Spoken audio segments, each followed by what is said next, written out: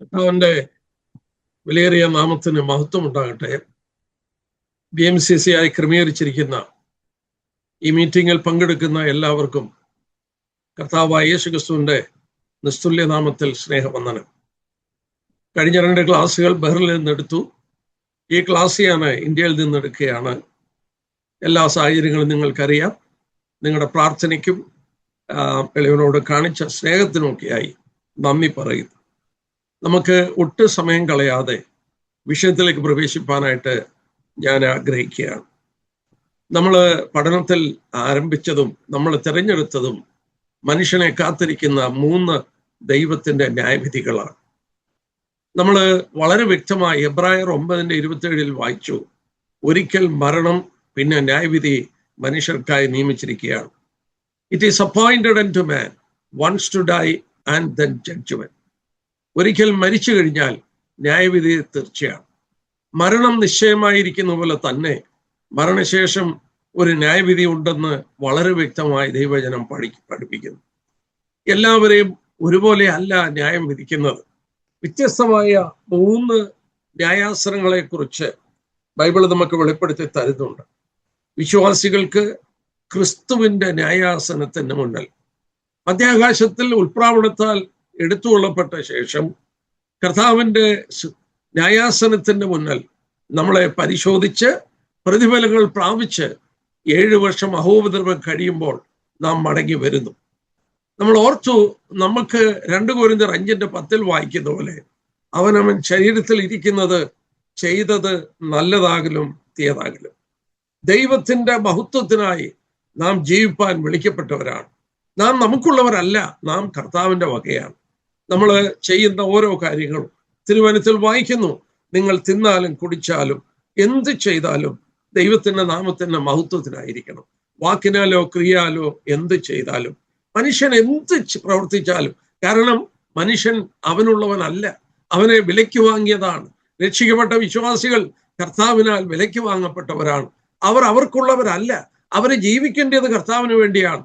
അവരെ ദൈവം വീണ്ടെടുത്തിരിക്കുന്നത് ദൈവ മഹത്വത്തിനായി. എന്ത് ചെയ്താലും അത് ദൈവ മഹത്വത്തിനായി ചെയ്യുവാൻ വിളിക്കപ്പെട്ടവരാണ്. നമ്മൾ കണ്ടു, ഈ ജീവിതം അവസാനിച്ച് കർത്താവിന്റെ സന്നിധിയിൽ ചെല്ലുമ്പോൾ നമ്മുടെ ജീവിതത്തെ പരിശോധിക്കുന്നത് അത് പ്രയോജനമുള്ളതായിരുന്നോ പ്രയോജനമില്ലാത്തതായിരുന്നോ, whether it was good or bad. ആ ഗുഡ് എന്നുള്ള വാക്ക് നമ്മൾ കണ്ടു. വെദർ ഇറ്റ് വാസ് പ്രോഫിറ്റബിൾ, ദൈവത്തിന് പ്രയോജനകരമായി തീർന്നോ അതോ പ്രയോജനമില്ലാത്തതായി പോയോ. നമ്മൾ ഓരോ ദിവസവും കർത്താവിന് മഹത്വപൂർണമായി ജീവിപ്പാൻ വിളിക്കപ്പെട്ടവരാണെന്ന് അതിലൂടെ നമുക്ക് മനസ്സിലാക്കാൻ സാധിക്കുന്നു. രണ്ടാമത് നമ്മൾ ചിന്തിച്ചത്, കർത്താവ് ഇവിടെ ഭൂമിയിൽ തൻ്റെ രാജ്യം സ്ഥാപിക്കാൻ മടങ്ങി വരും. നമ്മൾ വളരെ വ്യക്തമായ ദൈവജനത്തിൽ നിന്ന് വായിക്കുന്നു, 1000 വർഷം നീണ്ടു നിൽക്കുന്ന ഒരു ഭരണം കർത്താവ് കാഴ്ചവെക്കും. താമസിയാതെ അത് ഈ ഭൂമിയിൽ സംഭവിക്കും. എന്നാൽ നമ്മൾ കണ്ടു, കർത്താവ് വരുമ്പോൾ ഈ ഭൂമിയിൽ ജീവിച്ചിരിക്കുന്ന എല്ലാ മനുഷ്യരെയും തൻ്റെ രാജ്യത്തിൽ പ്രവേശിപ്പിക്കില്ല. ഈ സഭ മാറ്റപ്പെട്ട ശേഷം ഇവിടെ നടക്കുന്ന വലിയൊരു സുവിശേഷ യജ്ഞമുണ്ട്. രാജ്യത്തിന്റെ ഈ സുവിശേഷം സകല ജാതികൾക്കും സാക്ഷ്യമായി ഭൂലോകത്തിലൊക്കെയും പ്രസംഗിക്കപ്പെടും. ഭൂമിയുടെ അറ്റം മുതൽ മറ്റേ അറ്റം വരെ സുവിശേഷ ഘോഷണം നടക്കുന്നത് അന്നായിരിക്കും. ഇന്ന് പല രാജ്യങ്ങളുടെ വാതിലുകൾ അടഞ്ഞിരിക്കുകയാണ്, പലയിടത്തും പ്രവേശനമില്ല. എന്നാൽ അന്ന് ഈ മഹോപദ്രവ കാലഘട്ടത്തില് ലോകം കീഴ്മേൽ മറിയുന്ന ഒരു കാലഘട്ടമായിരിക്കും. അന്ന് വാതിലുകൾ തുറക്കപ്പെടും. ദൈവം പ്രത്യേകാൽ വേർതിരിച്ച് മുദ്ര ഇട്ട 1,44,000 പേര്, അവർ ദൈവത്തെ ദാസന്മാരെന്ന് തിരുവചനത്തിൽ വായിക്കുന്നു. അവർ ഭൂമിയിൽ ആഗോളമായി നമ്മൾ കണ്ടു രാജ്യത്തിന്റെ ഈ സുവിശേഷം സകല ജാതികൾക്കും സാക്ഷ്യമായി ഭൂലോകത്തിലൊക്കെയും പ്രസംഗിക്കും. നമ്മൾ ഓർക്കുക, അന്ന് മാത്രമേ സുവിശേഷം എല്ലായിടത്തിലും കടന്നു ചെല്ലുകയുള്ളൂ. ഇന്ന് കടന്നു ചെല്ലുവാൻ നിവൃത്തിയില്ല. ആഗ്രഹമില്ലാഞ്ഞിട്ടല്ല, കാരണം പല രാജ്യങ്ങളും അതിനുവേണ്ടി വാതിലുകൾ അടച്ചു. നമുക്കറിയാം, കമ്മ്യൂണിസ്റ്റ് കൺട്രികളിൽ ഒന്നും സാധ്യമല്ല, അതുപോലെ പല രാജ്യങ്ങളും. എന്നാൽ അന്ന് ഒരിക്കൽ കൂടെ ഈ രാജ്യത്തിന്റെ സുവിശേഷം പ്രസംഗിപ്പാൻ അവസരം ഉണ്ടാകും. എന്നാൽ നമ്മൾ പ്രത്യേകം ഓർത്തു, അന്ന് വിശ്വസിച്ചാൽ മാത്രം പോരാ, സഹിച്ചു നിൽക്കണം. അവസാനത്തോളം സഹിച്ചു നിന്ന് യേശുക്രിസ്തുവിന്റെ മടങ്ങി വരെ അവർ സഹിച്ചു നിൽക്കണം. ചിലര് അതിനു മുമ്പ് കൊല്ലപ്പെടുന്നു. കൊല്ലപ്പെട്ടവരും പുനരുത്ഥാനം പ്രാപിച്ച് ജീവിച്ചിരിക്കുന്ന വിശുദ്ധന്മാർ, അവിടെ നീതിമാന്മാർ, ഈ സുവിശേഷം അംഗീകരിച്ചവർ, അവർ കർത്താവിന്റെ രാജ്യത്തിൽ പ്രവേശിക്കും. അവരാൽ ഈ ലോകം വീണ്ടും റീപോപ്പുലേറ്റഡ് ആക്കി മാറ്റും. ഈ ലോകം ജനങ്ങളെ കൊണ്ട് നിറയുന്നത് നമുക്ക് കാണാനായിട്ട് കഴിയും. നമ്മൾ മൂന്നാമത്തെ വിഷയത്തിലേക്ക് പോവുകയാണ്. ഇനിയും അവസാനമായി നടക്കുന്ന ഒരു ന്യായവിധിയുണ്ട്. വേണമെങ്കിൽ അതിന് അന്ത്യ ന്യായവിധി എന്ന് പേര് കൊടുക്കാം. എന്നാൽ ബൈബിൾ അതിന് വെളിപ്പെടുത്തിയിരിക്കുന്നത് വലിയ വെള്ള സിംഹാസനത്തിന്റെ ന്യായവിധി. ഒരു ഭയാനകമായ അനുഭവം തരുന്ന ഒരു ന്യായവിധിയാണ്. നമ്മളത് വായിക്കുമ്പോൾ തന്നെ അതിന്റെ ഗൗരവവും വളരെ ഭയാനകമായ ഒരു കാര്യമാണ്. ഇവിടെ ആരാണ് ന്യായം വിധിക്കപ്പെടുന്നത്? ഇവിടെ ആരാണ് ന്യായം വിധിക്കുന്നത്? എവിടെ വെച്ചാണ് ന്യായവിധി നടക്കുന്നത്? ന്യായവിധി എങ്ങനെയാണ് നടക്കുന്നതെന്ന് സ്വർഗത്തിലെ ദൈവം നമുക്ക് വെളിപ്പെടുത്തി തന്നിട്ടുണ്ട്. മാനവരാശികൾ അത് മനസ്സിലാക്കാൻ വേണ്ടി, അതിൽ നിന്ന് ഓടി രക്ഷപ്പെടാൻ വേണ്ടി വെളിപ്പെടുത്തിയിരിക്കുന്ന ഭാഗമാണ് ഈ ഭാഗം. വെറും 5 വാക്യങ്ങളേ ഉള്ളൂ. എന്നാൽ അത് സത്യങ്ങൾ കൊണ്ട് നിറഞ്ഞു നിൽക്കുന്ന ഒരു വേദഭാഗമാണ്. നമുക്ക് ആ 5 വാക്യങ്ങൾ പ്രാരംഭമായി ഞാനൊന്ന് വായിക്കാൻ പോവുകയാണ്. വെളിപ്പാട് പുസ്തകം 20-ാമത്തെ അധ്യായം, ബുക്ക് ഓഫ് റെവലേഷൻ ചാപ്റ്റർ 20, 20-ാം അധ്യായം, അതിന്റെ 11 തൊട്ട് 15 വരെയുള്ള വാക്യങ്ങൾ. റെവലേഷൻ 20, 11-15. ഞാൻ വലിയൊരു വെള്ള സിംഹാസനവും അതിൽ ഒരുത്തൻ ഇരിക്കുന്നത് കണ്ടു. അവന്റെ സന്നിധിയിൽ നിന്ന് ഭൂമിയും ആകാശവും ഓടിപ്പോയി, അവയെ പിന്നെ കണ്ടില്ല. മരിച്ചവർ ആബാലവൃദ്ധം സിംഹാസനത്തിന് മുമ്പിൽ നിൽക്കുന്നത് കണ്ടു. പുസ്തകങ്ങൾ തുറന്നു. ജീവന്റെ പുസ്തകം എന്ന മറ്റൊരു പുസ്തകവും തുറന്നു. പുസ്തകങ്ങളിൽ എഴുതിയിരുന്നതിനൊത്തവണ്ണം മരിച്ചവർക്ക് അവരുടെ പ്രവൃത്തികൾക്കടുത്ത ന്യായവിധി ഉണ്ടായി. സമുദ്രം തന്നിലുള്ള മരിച്ചവരെ ഏൽപ്പിച്ചു കൊടുത്തു. മരണവും പാതാളവും തങ്ങളിലുള്ള മരിച്ചവരെ ഏൽപ്പിച്ചു കൊടുത്തു. ഓരോരുത്തന് അവനവന്റെ പ്രവൃത്തിക്കെടുത്ത വിധിയുണ്ടായി. മരണത്തെയും പാതാളത്തെയും തീപ്പൊയ്കയിൽ തള്ളിയിടും. ഈ തീപ്പൊയ്ക 2-ാമത്തെ മരണം. ജീവപുസ്തകത്തിൽ പേരെഴുതി കാണാത്ത ഏവനെയും തീപ്പൊയ്കയിൽ തള്ളിയിടും. നമുക്ക് ഈ വിഷയത്തിലേക്ക് ഒന്ന് ഗൗരവമായി പ്രവേശിക്കാം. ഇവിടെ നോക്കുക. ഒന്നാമത്, ഈ സിംഹാസനത്തെ ദൈവം വെളിപ്പെടുത്തുമ്പോൾ നമുക്ക് മുമ്പ് വെളിപ്പെട്ട് കിട്ടിയിട്ടുള്ള സിംഹാസനവുമായിട്ട് വലിയ അന്തരമുണ്ട്. ഉദാഹരണമായിട്ട് 11-ാം വാക്യം, വലിയൊരു വെള്ള സിംഹാസനം. നമുക്ക് വെളിപ്പാട് പുസ്തകം തന്നെ 4-ാം അധ്യായം നോക്കിയാട്ടെ, സ്വർഗത്തിലെ ദൈവം ഇരിക്കുന്ന സിംഹാസനം നമുക്ക് വെളിപ്പെടുത്തിയിട്ടുണ്ട്. വെളിപ്പാട് പുസ്തകം 4-ാം അധ്യായം, അതിന്റെ 3-ാമത്തെ വാക്യം, ഇരിക്കുന്നവൻ കാഴ്ചക്ക് സൂര്യകാന്തത്തോടും പൽപ്പരാഗത്തോടും സദൃശൻ, സിംഹാസനത്തിന്റെ ചുറ്റിലും കാഴ്ചയ്ക്ക് മരതകത്തോട് സദൃശമായ പച്ചവില്ല്. ഞാൻ വിശദീകരിക്കാതെ പറയട്ടെ. ദൈവം ഇന്നിരിക്കുന്ന സിംഹാസനം, അതിന്റെ ചുറ്റിലും ഒരു പച്ച വില്ലുണ്ട്. നമ്മള് വായിക്കുന്നില്ല, അത്ര ഡീറ്റെയിൽ ആയിട്ട് എനിക്ക് പോകാൻ സമയം അനുവദിക്കില്ല. ഉൽപ്പത്തി പുസ്തകം 9-ാം അധ്യായം, അതിന്റെ 11 തൊട്ട് 17 വരെ വായിച്ചാൽ, ആകാശത്ത് വില്ല് ദൈവം വെച്ചത് മനുഷ്യനോടുള്ള ഉടമ്പടിയുടെ ഓർമ്മയ്ക്കാണ്. ദൈവം കരുണ കാണിക്കുന്നു. ദൈവം മനുഷ്യനെ ജലപ്രളയം കൊണ്ട് ഇനി നശിപ്പിക്കില്ല. അവനോടുള്ള ദൈവത്തിന്റെ ഉടമ്പടിയുടെ ഓർമ്മയാണ് വില്ല്. പച്ചവില്ല് ജീവന്റെ ഒരു പ്രതീകമാണ്. അവന്റെ സിംഹാസനത്തിന്റെ മുന്നിലും ചുറ്റിലും ഇന്ന് പച്ചവില്ലുണ്ട്. ശരണത്തിനായി, ആശ്രയത്തിനായി, അഭയത്തിനായി, കൃപയ്ക്കായി നമ്മൾ വായിക്കുന്നു. തത്സമയത്ത് കൃപ ലഭിപ്പാൻ കൃപാസനത്തിന്റെ അടുക്കലേക്ക് ഓടി വരാൻ ആവശ്യപ്പെടുന്നു. ഇന്ന് ആർക്കും അവന്റെ സന്നിധിയിൽ അടുത്തില്ല. എന്നാൽ ഈ അന്ത്യ ന്യായവിധി നടക്കുന്ന സമയത്ത് ആ ഇരിക്കുന്ന സിംഹാസനത്തിന്റെ ചുറ്റിലും ആ പച്ചവില്ല് കാണാനില്ലേ? പച്ചവില്ല് കാണാനില്ലേ? എന്താ കാരണം? ഇത് ദൈവത്തിന്റെ ന്യായവിധിയുടെ ദിവസമാണ്. ഞാൻ വളരെ ഗൗരവമായി ഓർപ്പിക്കട്ടെ, ഇന്ന് മനുഷ്യനോട് ദൈവം വളരെ കരുണ കാണിച്ച് ദയാലുവായി അവന്റെ കരങ്ങൾ നീട്ടി മനുഷ്യനെ മാനസാന്തരപ്പെടാൻ ആഹ്വാനം ചെയ്തുകൊണ്ട് എന്തെല്ലാം സംഭവിച്ചാലും ദൈവം പാപികളെ രക്ഷിച്ചുകൊണ്ട് പ്രവർത്തിക്കുകയാണ്. എന്നാൽ ഈ വാതിൽ അടയും. സദൃശവാക്യം 1-ാം അധ്യായം നമുക്കൊന്ന് എടുക്കാം. സദൃശവാക്യം 1-ാം അധ്യായം, അവിടെ 24 തൊട്ടുള്ള വാക്യം നമ്മൾ വായിക്കുമ്പോൾ നാം ഇങ്ങനെയാണ് വായിക്കുന്നത്: ഞാൻ വിളിച്ചിട്ട് നിങ്ങൾ ശ്രദ്ധിക്കാതെയും ഞാൻ കൈ നീട്ടിയിട്ട് ആരും കൂട്ടാക്കാതെയും നിങ്ങൾ എൻ്റെ ആലോചനയൊക്കെയും ത്യജിച്ചു കളയും, എൻ്റെ ശാസനയെ ഒട്ടും അനുസരിക്കാതിരിക്കുകയും ചെയ്തുകൊണ്ട് ഞാനും നിങ്ങളുടെ അനർത്ഥ ദിവസത്തിൽ ചിരിക്കും. നിങ്ങൾ ഭയപ്പെടുന്നത് നിങ്ങൾക്ക് ഭവിക്കുമ്പോൾ പരിഹസിക്കും. താഴോട്ട് നമ്മൾ വായിക്കുമ്പോൾ അവിടെ വായിക്കുന്നുണ്ട്, അവര് ഉറക്കെ കരയും. അവിടെ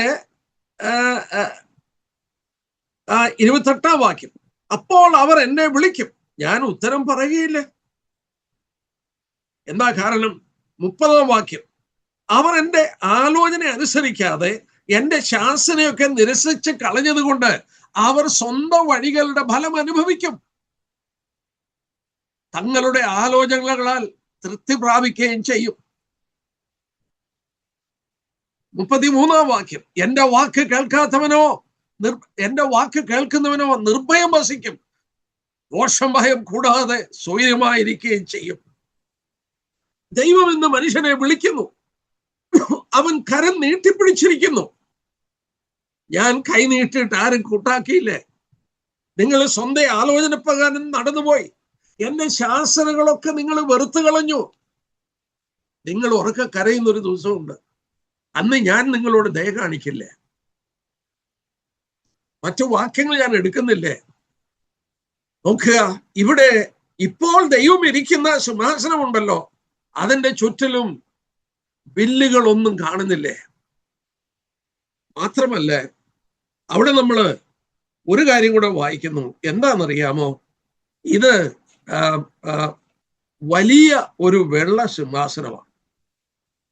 ഒന്ന് ആലോചിച്ച് നോക്കിയേ, ഒരു വലിയ വെള്ള സിംഹാസനം. ഇവിടെ പണ്ഡിതന്മാർ അഭിപ്രായപ്പെട്ടിരിക്കുന്നു, ഈ അന്ത്യ ന്യായവിധി, ഇതിന്റെ ശേഷം ഒരു ന്യായവിധി ഇല്ലേ?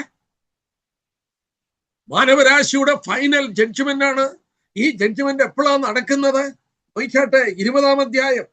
ഇവിടെ നിൽക്കുന്നത് ആരാണെന്ന് നമുക്ക് നോക്കാം. വെളിപ്പാട് 20-ാം അധ്യായം അതിന്റെ 12-ാം വാക്യത്തിൽ, മരിച്ചവർ ആബാലവൃദ്ധം സിംഹാസനത്തിന് മുമ്പിൽ നിൽക്കുന്ന ഞാൻ കണ്ടു. മരിച്ച ആബാലവൃദ്ധം ആരാണിത്? നമ്മള് 20-ാം അധ്യായം തന്നെ നോക്കുക, 1-ാം പുനരുദ്ധാനത്തെ കുറിച്ച് പറയുന്നുണ്ട്. 1000 വർഷം ഭരണം തുടങ്ങുമ്പോൾ 1-ാം പുനരുദ്ധാനം കഴിഞ്ഞിരിക്കും. നമ്മള് 4-ാം വാക്യത്തിൽ അവിടെ തൊട്ട് വായിക്കുമ്പോൾ, എല്ലാം ഞാൻ വായിക്കുന്നില്ല, അതിന്റെ 5-ാം വാക്യം, 4-ന്റെ അവസാനം, അവർ ജീവിച്ചു 1000 ആണ്ട് ക്രിസ്തുവിനോടുകൂടെ വാണു. 5-ാം വാക്യം നോക്കുക, മരിച്ചവരിൽ ശേഷമുള്ളവർ 1000 ആണ്ട് കഴിയുവോളം ജീവിച്ചില്ല. ഇത് 1-ാം പുനരുത്ഥാനം. 1-ാം പുനരുത്ഥാനത്തിൽ പങ്കുള്ളവർ ഭാഗ്യവാനും നീതിമാനുമാകുന്നു. അവരുടെ മേൽ 2-ാം മരണത്തിന് അധികാരമില്ല. 1-ാം പുനരുത്ഥാനം 1000 വർഷം ഭരണം കർത്താവ് തുടങ്ങുന്നതിന് മുമ്പ് നടന്നിരിക്കും. അതിൽ പങ്കുള്ളവർ വിശുദ്ധനുമാണ്, ഭാഗ്യവാനുമാണ്. അവന്റെ മേൽ 2-ാം മരണത്തിന് അധികാരമില്ല. ഇനി ശേഷിക്കുന്ന ആരാണ്? വിശുദ്ധന്മാരുടെ പുനരുത്ഥാനം കഴിഞ്ഞു. അവരാണ് ഭാഗ്യവാന്മാരും വിശുദ്ധന്മാരും. അവരാണ് 1-ാം പുനരുത്ഥാനത്തിൽ പങ്കുള്ളവര്. ഇനിയും പുനരുത്ഥാനം പ്രാപിക്കാനുള്ളവര് പാപികളാണ്, അനീതി പ്രവർത്തിച്ചവരാണ്. മാനവരാശിയുടെ ആരംഭം തൊട്ട് അനീതി പ്രവർത്തിച്ച പാപികളായ രക്ഷിക്കപ്പെടാത്ത മനുഷ്യരാണ്. നമ്മളിവിടെ വായിച്ചത് കണ്ടോ? മരിച്ചവരിൽ ശേഷമുള്ളവർ, ശേഷിക്കുന്നവർ. പുനരുത്ഥാനം പ്രാപിച്ചത് വിശുദ്ധന്മാരാണ്, ഭാഗ്യവാനും വിശുദ്ധനുമാണ്. ശേഷിക്കുന്നവരാണ് പുനരുത്ഥാനം പ്രാപിക്കുന്നത്, പാപികൾ. ആരൊക്കെയാണ്? ഇവിടെ 12-ാം വാക്യത്തിൽ വായിക്കുന്നു, മരിച്ച ആബാലവൃദ്ധം. ചെറുപ്പ വലിപ്പമൊന്നുമില്ല, പ്രായ വ്യത്യാസമില്ല. ആബാലവൃദ്ധം പുനരുത്ഥാനം പ്രാപിച്ചു വരികയാണ്. നമ്മൾ ഒരു കാര്യം പ്രത്യേകം ഓർക്കുക, അവരെഴുന്നേറ്റ് വരുമ്പോൾ അവരെ ന്യായം വിധിക്കുന്നതാണ് ഇവിടെ വെളിപ്പെടുത്തിയിരിക്കുന്നത്. സിമ്പിളായിട്ട് പറഞ്ഞാൽ, പാപികളെ ദൈവം എങ്ങനെ ന്യായം വിധിക്കുമെന്ന് ഇവിടെ വെളിപ്പെടുത്തുകയാണ്. ഈ പറഞ്ഞിരിക്കുന്ന 5 വാക്യത്തിൽ വോളിയംസ്, നമുക്ക് എത്ര വേണമെങ്കിലും ധ്യാനിക്കത്തക്കവണ്ണമുള്ള വസ്തുതകൾ നിറഞ്ഞു നിൽക്കുന്ന ഒരു ഭാഗമാണ്. ഞാനതിൽ അത്യാവശ്യമായത് മാത്രം എല്ലാവർക്കും ഗ്രഹിക്കത്തക്കവണ്ണം എടുക്കാമെന്ന് ആഗ്രഹിക്കുകയാണ്. ദൈവം അത് നമുക്ക് വെളിപ്പെടുത്തി തന്നിരിക്കുകയാണ്. നോക്കിയാട്ടെ, വലിയൊരു വെള്ളസിംഹാസനം. I saw a great white throne. ആരാ അതിൽ ഇരിക്കുന്നത്? അതിൽ ഒരുത്തൻ ഇരിക്കുന്നത് കണ്ടു. ആരാ ഇരിക്കുന്നതെന്ന് വെളിപ്പെടുത്തിയിട്ടില്ല. പക്ഷെ നമുക്ക് തീർച്ചയായിട്ടും അറിയാം ആരാ ഇരിക്കുന്നതെന്ന് നമുക്കറിയാം. എന്താ നമുക്കത് പറയാൻ കാരണം? നമ്മള് വളരെ വ്യക്തമായി യോഹന്നാന്റെ സുവിശേഷം 5-ാം അധ്യായത്തിൽ വായിക്കുന്നുണ്ട്, പിതാവ് ആരെയും ന്യായം വിധിക്കാതെ ന്യായവിധി എല്ലാം പുത്രന് കൊടുത്തിരിക്കുകയാണ്. അവൻ മനുഷ്യപുത്രനാകിയാൽ മനുഷ്യനെ ന്യായം വിധിക്കാൻ അവനെ നിശ്ചയിച്ചിരിക്കുകയാണ്. ദൈവത്തിന്റെ പുത്രനാണ് എല്ലാ ന്യായാസനങ്ങളിലും ഇരിക്കുന്നത്. ഇവിടെ ആരാണ് ഇരിക്കുന്നതെന്ന് വെളിപ്പെടുത്തിയിട്ടില്ല. ഒരുത്തൻ ഇരിക്കുന്ന കണ്ടു. മറ്റ് വേദഭാഗങ്ങൾ യോഹന്നാൻ 10:17-31, യോഹന്നാന്റെ സുവിശേഷം അപ്പോസ്തലപ്രവൃത്തി 42, അപ്പോസ്തലപ്രവൃത്തി 17:31, യോഹന്നാന്റെ സുവിശേഷം 5, ഈ അധ്യായങ്ങളെ ആസ്പദമാക്കി ഈ ന്യായാധിപൻ യേശു ക്രിസ്തുവാണ്. അവനെ ന്യായാധിപനായി ദൈവം നിയമിച്ചു. പിതാവ് ആരെയും ന്യായം വിധിക്കാതെ ന്യായവിധിയെല്ലാം പുത്രന് കൊടുത്തിരിക്കുകയാണ്. യേശു ക്രിസ്തുവാണ് സിംഹാസനത്തിൽ ഇരിക്കുന്നത്. എന്നാൽ നമ്മൾ കണ്ടു, യാതൊരു കരുണയുമില്ല. ആ സിംഹാസനത്തിന്റെ ചുറ്റിലും മരതകത്തിനൊത്ത പച്ചവില്ലില്ല. അവിടെ ദൈവത്തിന്റെ കരുണ വറ്റിപ്പോയി. യാതൊരു ദയമില്ലാതെ നമ്മൾ കണ്ടു. സദൃശവാക്യത്തിൽ ഞാൻ നിന്നെ വിളിച്ചു, എന്റെ കരങ്ങൾ നിന്റെ നേരെ നീട്ടി, നീ അതിനെ അവഗണിച്ചു കളഞ്ഞു. എന്റെ വിളി നീ കേട്ടില്ല, നിന്റെ ഇഷ്ടപ്രകാരം നീ നടന്നു. നീ അന്ന് കരയും, ഞാൻ ചെവി തരത്തില്ല. എന്തൊരു ഭയങ്കരമായ കാര്യം. അവർ നിൽക്കുന്നത് എവിടെയാണ്? വലിയ വെള്ള സിംഹാസനത്തിന്റെ മുന്നിൽ. എന്റെ പ്രിയപ്പെട്ടവരോട് പറയട്ടെ, അതിന്റെ വലിപ്പം എത്ര വലുതാണെന്ന് നമുക്കറിയില്ല. ഇവിടെ ഒരു കാര്യം കൂടെ ഞാൻ പറഞ്ഞിട്ട് ആ ഭാഗം പറയാം. അവന്റെ സന്നിധിയിൽ നിന്ന് ഭൂമിയും ആകാശവും ഓടിപ്പോയി. ഭൂമിയും ആകാശം ഓടിപ്പോയി. നമ്മള് ഒരു കാര്യം പ്രത്യേകം ഓർത്താട്ടെ, ഓടിപ്പോയി എന്ന് പറഞ്ഞാൽ ആകാശഭൂമികൾ മാറിപ്പോയി. ആ വാക്ക് ഹ്യൂഗോ എന്ന് പറയുന്ന ഒരു ഗ്രീക്ക് വാക്കിലാണ് എഴുതിയിരിക്കുന്നത്. ഹ്യൂഗോ എന്ന വാക്കിൽ നിന്നാണ് ഫ്യൂജിറ്റീവ് എന്ന വാക്കുണ്ടായത്. ഫ്യൂജിറ്റീവ് എന്ന് പറഞ്ഞാൽ പേടിച്ചിട്ട്, ആകാശഭൂമികൾ പേടിച്ചിട്ട്. ഈ പ്രപഞ്ചത്തെ സൃഷ്ടിച്ച സൃഷ്ടാവുണ്ടല്ലോ, മനുഷ്യനെ സൃഷ്ടിച്ചിരിക്കുന്ന സൃഷ്ടാവുണ്ടല്ലോ, അവന്റെ കോപ ദിവസമാണിത്. അവൻ ന്യായാധിപനായിരിക്കുന്ന ദിവസമാണ്. അന്ന് അവന്റെ കോപത്തിന്റെ ഭയങ്കരത്വം കണ്ട് ആകാശഭൂമികൾ വിറച്ച് ഭയന്ന് അവന്റെ സന്നിധിയിൽ നിന്ന് മാറി നിൽക്കുകയാണ്. Hugo, fugitive, standing aloof for fear. അവർ പേടിച്ചിട്ട് മാറി നിൽക്കുകയാണ്. ദൈവം അവരെ വിളിച്ചാൽ അവർ മടങ്ങി വരും. വിളിക്കുന്നത് നമ്മൾ കാണുന്നുണ്ട്. നമുക്ക് വചനത്തിൽ അത് നോക്കാം. എന്നാൽ ഒരു കാര്യമെന്നോർത്തേ, ആ സിംഹാസനം ഏറ്റവും വലുതാണ്. എവിടെയാണ് വെച്ചിരിക്കുന്നത്? ആകാശഭൂമികൾ മാറിപ്പോയി, പിന്നെ എവിടെയാണ് വെച്ചിരിക്കുന്നത്? നമുക്ക് വെളിപ്പെടുത്തിയിട്ടില്ലേ. ഈ പ്രപഞ്ചത്തിൽ എവിടെയോ ആ വലിയ സിംഹാസനം നിൽക്കുന്ന യോഹന്നാൻ കണ്ടു. പ്രപഞ്ചത്തിൽ എവിടെയോ അത് നിൽക്കുന്നു, വലിയൊരു സിംഹാസനം. എല്ലാം മാറിപ്പോയി. എന്നാൽ ഒരു കാര്യം കൂടെ ഞാൻ ഓർപ്പിക്കട്ടെ, മരിച്ചുപോയ, രക്ഷിക്കപ്പെടാത്ത, ദൈവത്തിന്റെ ആലോചനയെ തിരസ്കരിച്ച, അവൻ കരം നീട്ടിയിട്ട് കൊടുക്കാഞ്ഞ മാനവരാശി ഉണ്ടല്ലോ, അവരെല്ലാം പുനരുദ്ധാനം പ്രാപിച്ച് ഈ വലിയ ന്യായവിധിക്കായി അവിടെ നിൽക്കുകയാണ്. ഞാന് ഇങ്ങനെയൊന്ന് പറഞ്ഞോട്ടെ, പറയാതിരുന്നാൽ ശരിയാകില്ല. മഹോപദ്രവ കാലഘട്ടത്തിൽ അന്നും ദൈവത്തിന്റെ കോപം വെളിപ്പെടും. മഹോപദ്രവ കാലഘട്ടം അന്ന് 6-ാം അധ്യായം നോക്കിയാട്ടെ. വെളിപാട് ദിവസം 6-ാം അധ്യായത്തിന്റെ 15-ാം വാക്യം, Revelation 6:15. ഭൂമിയിലെ രാജാക്കന്മാരും മഹത്തുക്കളും സഹസ്രാധിപന്മാരും ധനവാന്മാരും ബലവാന്മാരും സകലദാസനും സ്വതന്ത്രനും ഗുഹകളിലും മലപ്പാറകളിലും ഒളിച്ചുകൊണ്ട് മലകളോടും പാറകളോടും ഞങ്ങളുടെ മേൽ വീഴുവീൻ, സിംഹാസനത്തിൽ ഇരിക്കുന്നവന്റെ മുഖം കാണാതെ വണ്ണം, കുഞ്ഞാടിന്റെ കോപം തട്ടാതെ വണ്ണം ഞങ്ങളെ മറപ്പീൻ. മഹോപദ്രവ കാലഘട്ടത്തിൽ ദൈവം ഭൂമിയെ ശിക്ഷിക്കുമ്പോൾ ദൈവത്തിന്റെ മുഖം കാണാൻ വയ്യാതെ മനുഷ്യൻ ഗുഹകളിലും പാറകളുടെ വിള്ളലുകളിലും ഒളിച്ചിരുന്നും കൊണ്ട് ഞങ്ങളെ മറപ്പീൻ, ഞങ്ങൾക്ക് അവന്റെ മുഖം കാണാൻ വയ്യ. അവരുടെ മഹാകോപ ദിവസം വന്നു. അന്ന് പാറകളും ഗുഹകളും അവരെ ഒളിപ്പിക്കുവാൻ ഉണ്ടായിരുന്നു. എന്നാ പ്രിയപ്പെട്ട നിങ്ങളോട് ഞാൻ പറയട്ടെ, ഈ അന്ത്യന്യായവിധിയിൽ മനുഷ്യനെ ആശ്രയിച്ച പലതും ഉണ്ടായിരുന്നു. മനുഷ്യൻ ആശ്രയിച്ച പലതും ഉണ്ടായിരുന്നു. പ്രിയപ്പെട്ടവരെ, അതെല്ലാം മാറിപ്പോയി. ഒരുപക്ഷെങ്കിൽ നിങ്ങൾ ആശ്രയിച്ചത് നിങ്ങളുടെ ആ സാമുദായിക പശ്ചാത്തലത്തിന്റെ ബലത്തിലായിരിക്കാം, അത് മാറിപ്പോയി. നിങ്ങളുടെ പള്ളിയായിരിക്കാം, അത് മാറിപ്പോയി. നിങ്ങളുടെ പുരോഹിതനായിരിക്കാം, അത് മാറിപ്പോയി. നോക്ക്, ആകാശവും ഭൂമിയും മാറിപ്പോയി. നിങ്ങൾക്ക് കടന്നു പിടിക്കാൻ ഒന്നുമില്ല, നിങ്ങളെ മറയ്ക്കുവാൻ ഒന്നുമില്ല. ഗുഹകളില്ല, പാറകളില്ല, വിള്ളലുകളില്ല, ഒന്നുമില്ല. നിങ്ങളും നിങ്ങളുടെ സൃഷ്ടാവും മാത്രം അവന്റെ മുഖത്തോട്ട് നോക്കി നിൽക്കുകയാണ്. എത്ര ഭയാനകമായ ഒരു കാഴ്ചയാണത്. സകലവും നഗ്നതവും മലർന്നുമായി അവന്റെ മുന്നിൽ കിടക്കുകയാണ്. അവനോടാണ് കണക്ക് തീർക്കേണ്ടത്. ഭയാനകം, ഭയാനകം. എന്റെ പ്രിയപ്പെട്ടവരെ, മരിശാപാഹല വൃത്തം അവിടെ നിൽക്കുമ്പോൾ നമ്മൾ ഓർക്കണം, ഈ ആകാശഭൂമികൾ ഓടിപ്പോകും. ഫ്യൂഗോ സ്റ്റാൻഡിങ് ഫിയർഫുള്ളി അലൂഫ്, ഭയന്നിട്ട് മാറി നിൽക്കുന്നതായിട്ടാണ് വചനത്തിൽ ആ വാക്കുകൊണ്ട് ഉദ്ദേശിക്കുന്നത്. എന്നാൽ ദൈവം ചിലപ്പോൾ അവരെ വിളിക്കും. എന്തിനാ വിളിക്കുന്നത്? സാക്ഷ്യത്തിനായി വിളിക്കും.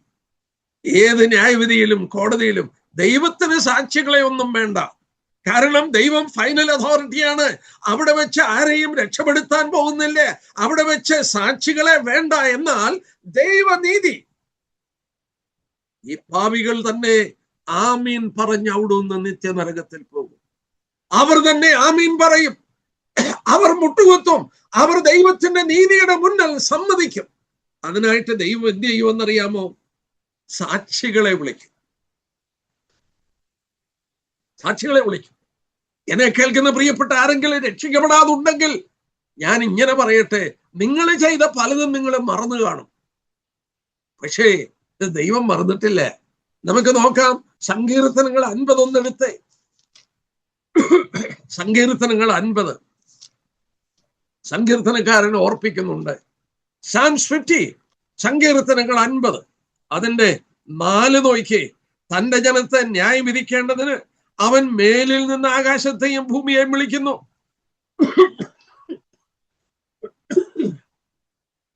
കണ്ടോ? യെസ്, അതിന്റെ 16 വാക്യം നോക്കിയേ. 16 തൊട്ട്. എന്നാൽ ദുഷ്ടനോട് ദൈവം, 21 വാക്യം, നീ ഇത് ചെയ്ത് ഞാൻ മിണ്ടാതിരിക്കുക, ഞാൻ നിന്നെ പോലെയാണെന്ന് നീ നിരൂപിച്ചു.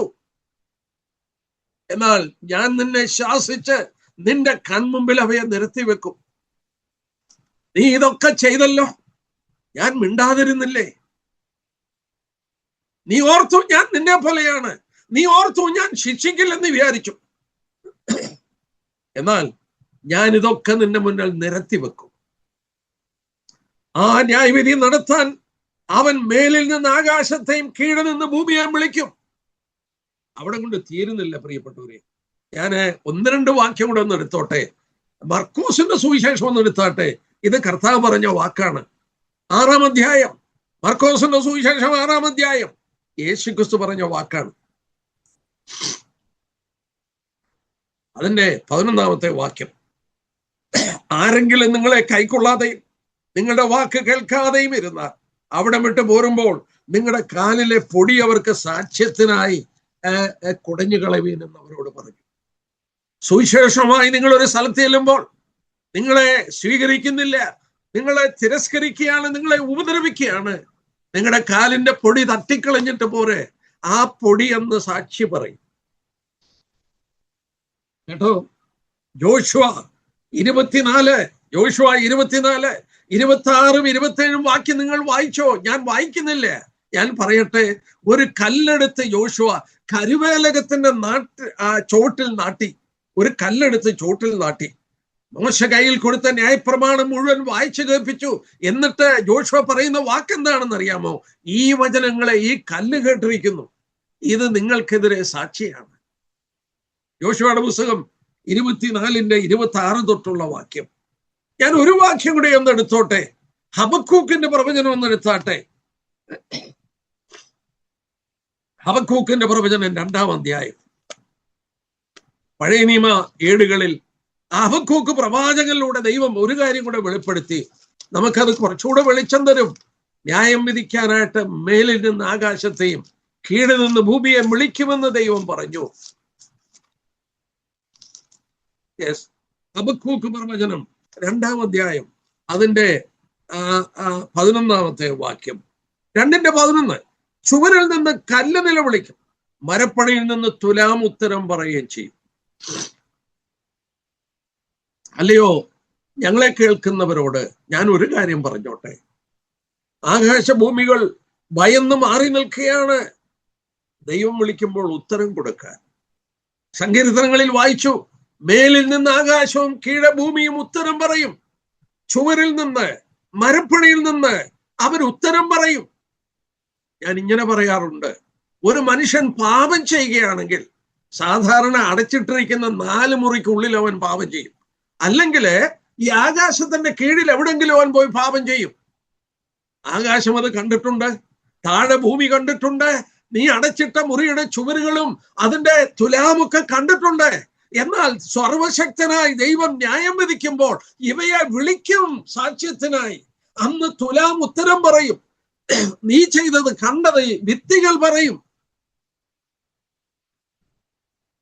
ആര് രക്ഷപ്പെടും? എത്ര ഭയാനകമാണ് ആ ന്യായവിധി എന്റെ പ്രിയപ്പെട്ടവരെ, എത്ര ഭയാനകമാണ്. മനുഷ്യൻ എങ്ങനെ നിൽക്കും?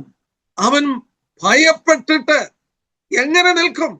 നമ്മൾ തിരുവചനത്തിൽ വായിക്കുന്നു, യഹോവയുടെ കണ്ണ് എല്ലായിടത്തുമുണ്ട്, നല്ലതും ആകാത്തതൊക്കെ അവൻ കണ്ടുകൊണ്ടിരിക്കുക.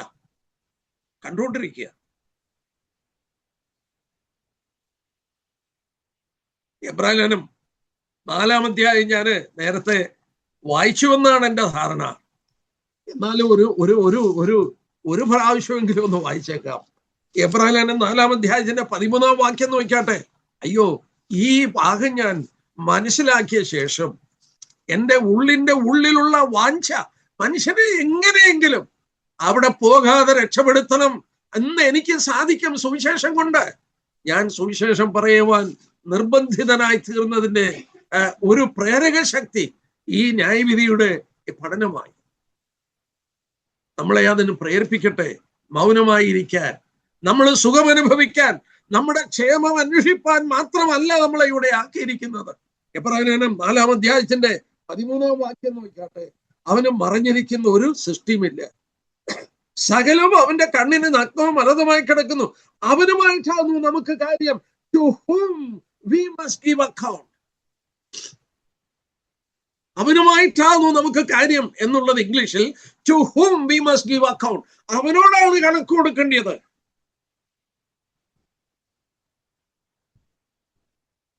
എന്റെ പ്രിയപ്പെട്ടവരെ, നമുക്ക് വീണ്ടും വരാം. ആ വെളിപാട് പുസ്തകം 20-ാം അധ്യായം നോക്കാട്ടെ. ഈ ന്യായവിധിയെ കുറിച്ച് പറയുന്ന സന്ദർഭം നോക്കാട്ടെ. അവിടെ 12-ാം വാക്യത്തിൽ 20:12 മരിച്ചവർ ആബാലവൃദ്ധം സിംഹാസനത്തിന് മുന്നിൽ നിൽക്കുന്ന കണ്ടു. പുസ്തകങ്ങൾ തുറന്നു, ജീവന്റെ പുസ്തകം എന്ന മറ്റൊരു പുസ്തകവും തുറന്നു. പുസ്തകങ്ങളിൽ എഴുതിയിരുന്നതിനൊത്തവണ്ണം മരിച്ചവർക്ക് അവരുടെ പ്രവൃത്തികൾക്കടുത്ത ന്യായവിധി ഉണ്ടായി. ഇവിടെ ഞാന് ഒരു കാര്യം പ്രത്യേകം ഓർപ്പിച്ചോട്ടെ. സ്വർഗത്തിൽ ഒരുപാട് പുസ്തകമുണ്ട്. സ്വർഗത്തിൽ അങ്ങനെ ലൈബ്രറി ഉണ്ട്, പുസ്തക ശേഖരമുണ്ട്. ദാനിയേലും ന്യായവിധിയെ കുറിച്ച് പറയുമ്പോൾ നിങ്ങൾ വായിച്ചു നോക്കിയോ. ദാനിയേൽ 7:10, ദാനിയേൽ 7:9-10, അതിൽ 10-ാം വാക്യം, ന്യായവിസ്താര സഭയിരുന്നു, പുസ്തകങ്ങൾ തുറന്നു. പുസ്തകങ്ങൾ തുറന്നു. അങ്ങനെയൊക്കെ സ്വർഗത്തിൽ എഴുതുന്നുണ്ട്. എല്ലാ പാപികളുടെയും കാര്യങ്ങൾ എഴുതിക്കൊണ്ടിരിക്കുന്നുണ്ട്. ഇവിടെ നോക്കിയേ, പുസ്തകങ്ങളിൽ എഴുതിയിരുന്നതിനൊത്തോണം മരിച്ചവരുടെ ഒരു പ്രവൃത്തിക്കെടുത്ത ന്യായവിധി ഉണ്ടായി. ഒരു മനുഷ്യ ജീവിതം, ഭിക്ഷക്കാരനായിരിക്കാം, അവൻ ഒന്നുമില്ലാത്തവനായിരിക്കാം, he may be a beggar in the street, but his soul is so precious for God. ദൈവത്തിന്റെ കൺമുമ്പിൽ അവൻ വിലപ്പെട്ടവനാണ്. അവനെ കുറിച്ച് എഴുതുവാൻ ഒരു പുസ്തകം സ്വർഗത്തിലുണ്ട്. ആ പുസ്തകത്തിൽ അവന്റെ ജീവചരിത്രം എഴുതിക്കൊണ്ടിരിക്കുകയാണ്. ഞാൻ ഇങ്ങനെ പറയാറുണ്ട്, ഈ ലോകത്തിലെ വലിയ മനുഷ്യരുടെ ജീവചരിത്രങ്ങളെ എഴുതുന്നുള്ളൂ.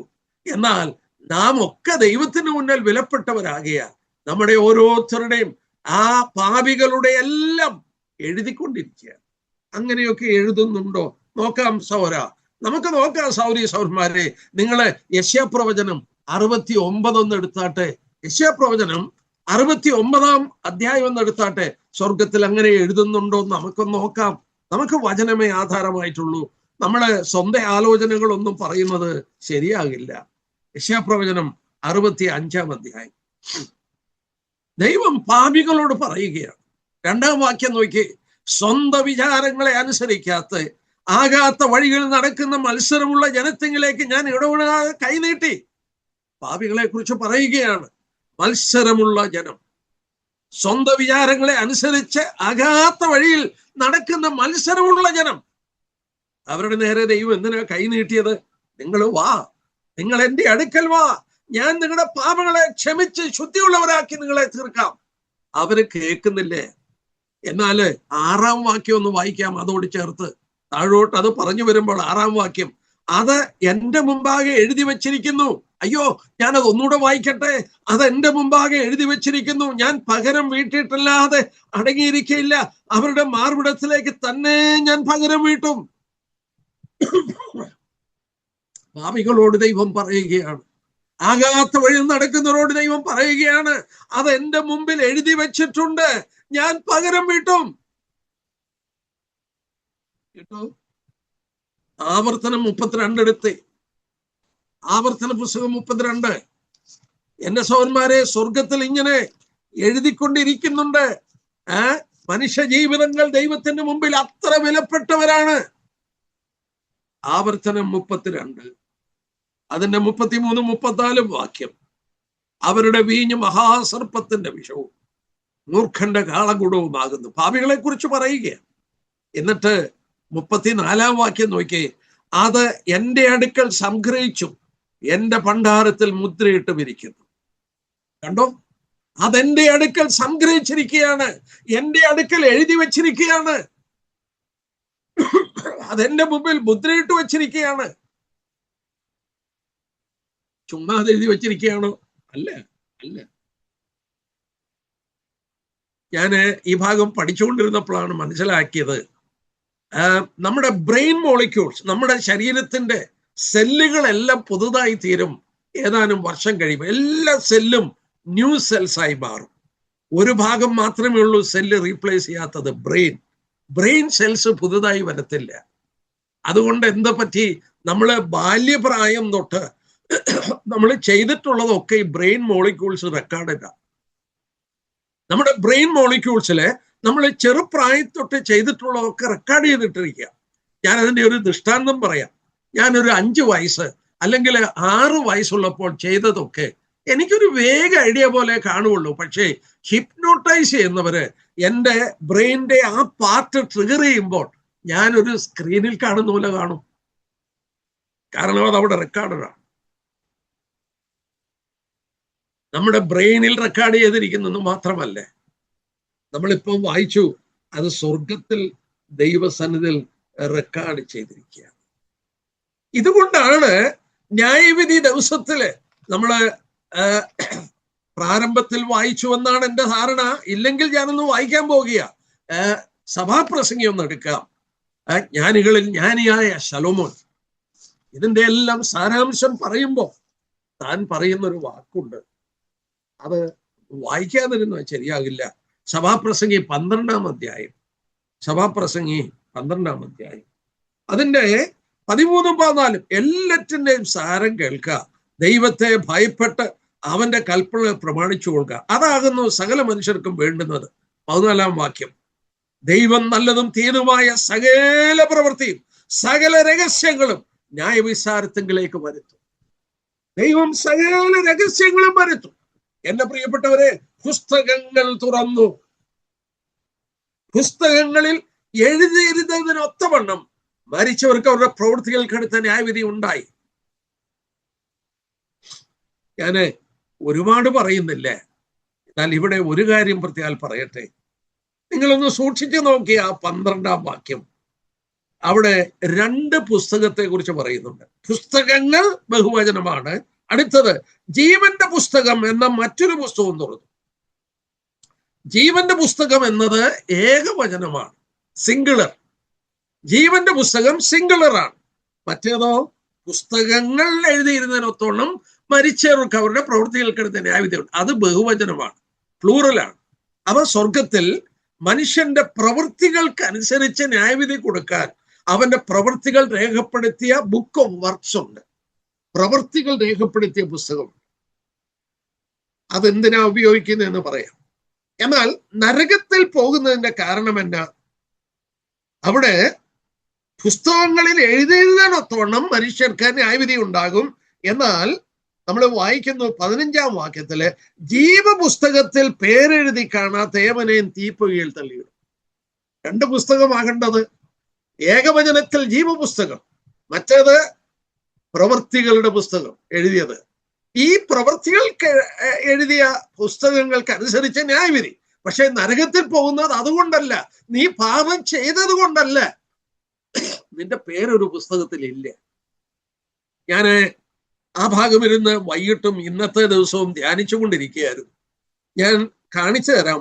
അതിന്റെ 20-ന്റെ 12-ാം വാക്യം നോക്കിയേ, അവിടെ വായിക്കുന്നു, പുസ്തകങ്ങൾ ജീവന്റെ പുസ്തകം അവിടെ രേഖപ്പെടുത്തി.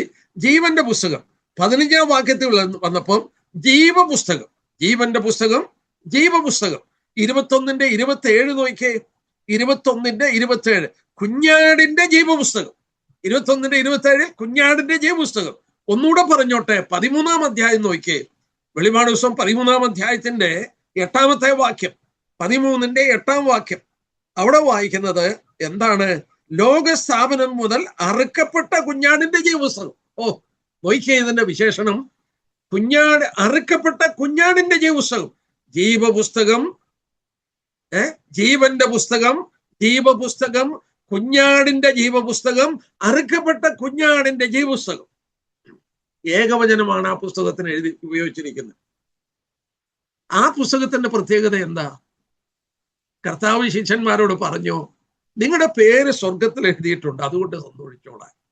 രക്ഷിക്കപ്പെട്ടവര്, ഫിലിപ്പി ലേഖനം 4:3, ക്ലെമന്ത് മുതലായ ജീവപുസ്തകത്തിൽ പേരുള്ള സഹോദരിമാരെ കുറിച്ച് വായിക്കുന്നു. ലൂക്കോസ് 10:20 ശിഷ്യന്മാരുടെ പേര് ആ ജീവപുസ്തകത്തിലുണ്ട്. രക്ഷിക്കപ്പെട്ട നമ്മുടെ പേര് ആ പുസ്തകത്തിലുണ്ട്. എന്താ കാരണം? കുഞ്ഞാടുമായിട്ട് ബന്ധമുണ്ടോ? അറുക്കപ്പെട്ട കുഞ്ഞാടുമായിട്ട് ബന്ധമുണ്ടോ? ആ ബന്ധമുണ്ടെങ്കിൽ അവന്റെ കയ്യിലുള്ള പുസ്തകത്തിൽ നമ്മുടെ പേരുണ്ട്. നിങ്ങൾ സന്തോഷിച്ചു. നിങ്ങൾക്ക് എല്ലാം നഷ്ടമായാലും നിങ്ങളുടെ പേര് സ്വർഗത്തിൽ എഴുതിയിട്ടുള്ളതുകൊണ്ട് സന്തോഷിച്ചു. കർത്താവിന്റെ കൈകളിലുള്ള ആ ജീവപുസ്തകത്തിൽ എന്റെ പേരുണ്ടെന്നുള്ളത് എന്നെ തുള്ളിച്ചാടാൻ ഇടയാക്കി മാറ്റും, ആനന്ദിപ്പാൻ ഇടയാക്കി മാറ്റും. രക്ഷിക്കപ്പെട്ട എല്ലാവരുടെയും പേര് അവന്റെ കയ്യിലുണ്ട്. കാൽവറി ക്രൂശിൽ അവൻ ചോര ചിന്തി, ആ ചോര കൊണ്ട് വീണ്ടെടുക്കപ്പെട്ട ഓരോരുത്തരുടെയും പേര് അവന്റെ കൈകളിലുള്ള പുസ്തകത്തിലുണ്ട്. ആ ന്യായവിധി ദിവസത്തിൽ ആ പുസ്തകം തുറന്നു കാണിക്കും. ജീവപുസ്തകത്തിൽ പേരില്ല, നിങ്ങളുടെ പേര് ജീവപുസ്തകത്തിലില്ല, നിങ്ങളെ തീപ്പൊയ്കയിലേക്ക് തള്ളിയിടും. എന്നാൽ നിങ്ങൾ തീപ്പൊയ്കയിൽ പോകുമ്പോൾ വേറെ ഒരു പുസ്തകം തുറക്കും, പ്രവൃത്തികളുടെ പുസ്തകം. അതിൽ എഴുതിയിരുന്നതിനനുസരിച്ചാണ് ന്യായവിധി. എന്ന് പറഞ്ഞാൽ അതിന്റെ അർത്ഥം എന്താ സഹോദര എന്ന് നിങ്ങൾ ചോദിച്ചേക്കാം. ഞാൻ അതിന്റെ അർത്ഥം പറഞ്ഞു തരാം. ഞാന് തിരുവചനം പരിശോധിച്ചു കൊണ്ടിരുന്നപ്പോൾ എനിക്ക് മനസ്സിലായ കാര്യം ഞാൻ പറയാം. ഈ ലോകത്തില് നമ്മൾ ഓർക്കണം, പലവിധമായ പാപത്തിന്റെ നിലവാരം പുലർത്തുന്നവരുണ്ട്. ക്ഷമിക്കണേ, ഞാൻ അല്പം തുറന്നു പറഞ്ഞോട്ടെ. ഒരു ഉറുമ്പിനെ പോലും ഉപദ്രവിക്കാതെ, ഒരു ദോഷവും ചെയ്യാതെ ധാർമ്മിക ജീവിതം നയിക്കുന്നവർ ഈ ലോകത്തിലുണ്ട്. ധാർമ്മിക ജീവിതം. അവരെ പണ്ടാരാണ് പച്ച മലയാളത്തിൽ പറയാറുണ്ട്, പച്ചവെള്ളം പോലും ചവച്ചേ കുടിക്കത്തുള്ളൂ എന്ന് പറഞ്ഞാൽ അവരാർക്കും ഒരു ഉപദ്രവം ചെയ്യുന്നവരല്ല. അവരുടെ പേരാണ് മോറലിസ്റ്റ്, ധാർമ്മിക ജീവിതം നയിക്കുന്നത്. അങ്ങനെ ഒത്തിരി പേര് ലോകത്തിലുണ്ട്. വനാന്തരങ്ങളിൽ തപസ് ചെയ്തും വനാന്തരങ്ങളിൽ എല്ലാം ഉപേക്ഷിച്ചു പോയിരുന്നും ഒക്കെ ജീവിക്കുന്നവരുണ്ട്. അതേസമയം ഭയങ്കര ദുഷ്ടപ്രവൃത്തി ചെയ്യുന്നവരുണ്ട്. അസാൻമാർഗിക ജീവിതവും എല്ലാ തോന്നിവാസങ്ങളും കാണിച്ച് ജീവിക്കുന്നവരുണ്ട്. ഇവരെ രണ്ടുപേരെയും ജീവപുസ്തകത്തിൽ പേരില്ല. ഈ രണ്ടു കൂട്ടരും, മോറലിസ്റ്റുകളും ഈ അസാൻമാർഗിക ജീവിതം നയിച്ചവരും, ഇവരുടെ രണ്ടുപേരുടെയും പേരുകൾ ജീവപുസ്തകത്തിലില്ല. അതുകൊണ്ട് അവർ നിത്യ നരകത്തിൽ പോകും. പക്ഷേ നരകത്തിൽ അവർക്ക് ന്യായവിധിയിൽ വ്യത്യാസമുണ്ട്. കണ്ടോ? ദൈവം നീതിമാനായ ഒരു ന്യായാധിപതിയാണ്, ന്യായമായി വിധിക്കുന്നവനാണ്. പാപികളെ ശിക്ഷിക്കുമ്പോൾ പോലും ആ പാപികളുടെ ശിക്ഷയ്ക്ക് വ്യത്യാസമുണ്ട്. വിശുദ്ധന്മാരുടെ പ്രതിഫലങ്ങളിൽ വ്യത്യാസമുള്ളതുപോലെ ധാർമ്മിക ജീവിതം നയിച്ച പാപികളും നരകത്തിൽ പോകും, രക്ഷിക്കപ്പെട്ടില്ലെങ്കിൽ, കുഞ്ഞാടിന്റെ ജീവപുസ്തകത്തിൽ പേരില്ലെങ്കിൽ. എന്നാൽ നീ ചെയ്യുന്ന പാപത്തിനനുസരിച്ചായിരിക്കും നിന്റെ ശിക്ഷ. നിങ്ങൾ ചോദിച്ചേക്കാം, സഹോദര, ബൈബിളിൽ വേറെ തെളിവല്ലോ ഉണ്ടോന്ന്? ഞാൻ 2, 3, 4 ഒക്കെ തരാൻ തെളിവ്. ഞാൻ പറയുന്ന യേശുക്രിസ്തു പറഞ്ഞ വാക്കുകളെക്കാട്ടിൽ അധികം വാക്കുകളൊന്നും വേണ്ടല്ലോ. മത്തായിയുടെ സുവിശേഷം ഒന്നെടുത്തേ, മത്തായിയുടെ സുവിശേഷം 10-ാം അധ്യായം ഒന്നെടുത്തേ. മത്തായിയുടെ സുവിശേഷം 10-ാം അധ്യായം. യേശുക്രിസ്തു പറഞ്ഞതിനെക്കാട്ടും വലിയ തെളിവൊന്നും വേണ്ടല്ലോ. മത്തായിയുടെ സുവിശേഷം 10-ാം അധ്യായം. മത്തായിയുടെ സുവിശേഷം 10-ാം അധ്യായത്തിന്റെ 14-ഉം 15-ഉം വാക്യം. ഇത് കർത്താവ് പറഞ്ഞ വാക്കാണ്. കർത്താവ് എന്താ പറഞ്ഞെന്ന് നോക്കട്ടെ. ആരെങ്കിലും നിങ്ങളെ കൈക്കൊള്ളാതെയും നിങ്ങളുടെ വചനങ്ങളെ കേൾക്കാതെയും ഇരുന്നാൽ, ആ വീടോ പട്ടണമോ വിട്ടുപോകുമ്പോൾ നിങ്ങളുടെ കാലിന്റെ പൊടി തട്ടിക്കളവിൻ. അടുത്ത ഭാഗം നോക്കും. ന്യായവിധി ദിവസത്തിൽ ആ പട്ടണത്തെക്കാൾ സോദോമ്യരുടെയും ഗോമോരുടെയും ദേശത്തിന് സഹിക്കാവതാകുമെന്ന് ഞാൻ സത്യമായി നിങ്ങളോട് പറയുന്നു. എന്താ ഈ പറഞ്ഞതിന്റെ ആശയം? സോദോം ഗോമറ അസാൻമാർഗിക ജീവിതത്തിന്റെ അതിന്റെ നെറുകയിൽ ചെന്നവരാണ്. അതുപോലെ അസാൻമാർഗികത്വത്തിൽ ജീവിച്ചവരാണ്. അവരെ സ്വർഗത്തിൽ നിന്ന് തീയിറങ്ങി ദഹിപ്പിച്ചു കളഞ്ഞു. എന്നാൽ ഈ ന്യായവിധി ദിവസത്തിൽ ഈ വെള്ള സിംഹാസനത്തിന്റെ മുന്നിൽ അവരെഴുന്നേറ്റ് വരും. അവരുടെ ഫൈനൽ ജഡ്ജ്മെന്റിന് വേണ്ടി അവരെഴുന്നേറ്റ് വരുമ്പോൾ യേശുക്രിസ്തു പറഞ്ഞ കാര്യം കണ്ടു. സുവിശേഷം പറയുമ്പോൾ കേൾക്കാത്തവരുണ്ടല്ലോ, അവർക്ക് വരുന്ന ന്യായവിധി ഈ സോദോം ഗോമോരയ്ക്ക് വരുന്നതിനെക്കാട്ട് വലിയ ന്യായവിധിയാണ്. ആരാ ഇത് പറഞ്ഞത്? യേശുക്രിസ്തുവാ. നിങ്ങൾ ഒന്നുകൂടെ വായിച്ചു നോക്കിയേ. ആരെങ്കിലും നിങ്ങളെ കൈക്കൊള്ളാതെയും നിങ്ങളുടെ വാക്കുകൾ കേൾക്കാതെയും ഇരുന്നാൽ ന്യായവിധി ദിവസത്തിൽ ആ പട്ടണങ്ങളെക്കാൾ, ഈ സുവിശേഷം തിരസ്കരിച്ചവരെക്കാട്ടിൽ സോദോമ്യരുടെയും ഗോമോരരുടെയും പട്ടണത്തിന് സഹിക്കാൻ കഴിയും. അപ്പൊ നരകത്തില് ഈ സുവിശേഷം തിരസ്കരിച്ചവരുമുണ്ട്, സോദോം ഗോമോരയിൽ ജീവിച്ചവരുമുണ്ട്. ഇവരെല്ലാം നരകത്തിൽ പോകും. പക്ഷേ ആ നരകത്തിൽ കർത്താവ് പറഞ്ഞു, ഈ സുവിശേഷം തിരസ്കരിച്ചവർക്ക് വരുന്ന ന്യായവിധിയെക്കാട്ടിൽ സഹിക്കാൻ കഴിയും സോദോമ്യരുടെയും ഗോമോരരുടെയും പട്ടണം.